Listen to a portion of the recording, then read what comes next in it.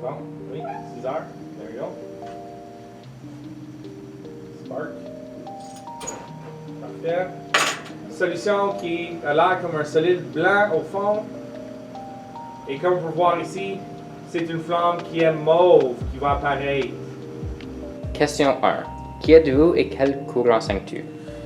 Je me nomme M. Mickey Autonard. Je suis un enseignant de sciences et maths à SFX.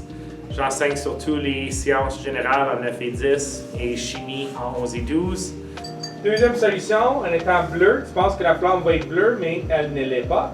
Elle est une belle vert vif. Ceci représente le cuivre en état +2. Question 2. Qu'est-ce qui vous inspire pour enseigner les cours de sciences? Les sciences m'ont toujours été un intérêt, un goût particulier parce que j'aime découvrir une réponse à un problème ou de comprendre un phénomène lorsque je l'observe.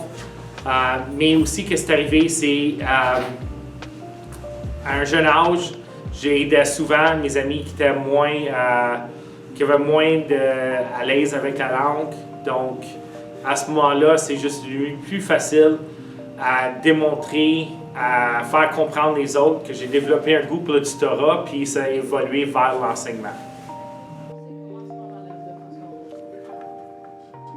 On va résoudre notre problème d'algues. Question 3. Quelle est votre leçon préférée? Ma leçon préférée, c'est plutôt un moment, c'est pas nécessairement une leçon comme telle.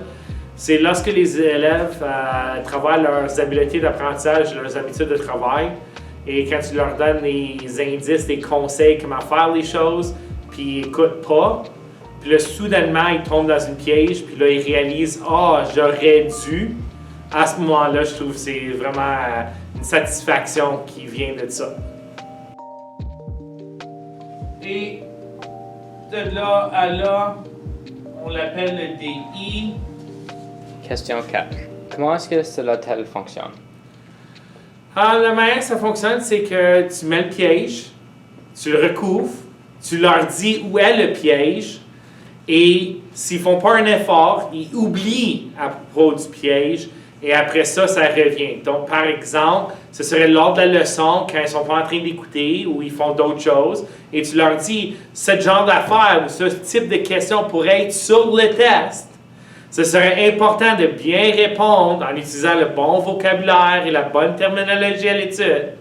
Et tu leur montres exactement comment répondre à la question. Puis là, ils ne pratiquent pas, ils ne font pas leur devoir nécessairement. Puis arrivé au test, c'est comme BAM! Ah, j'aurais dû. À ce moment-là, t'es là. Puis ça n'arrive plus. Ça ne se reproduit pas.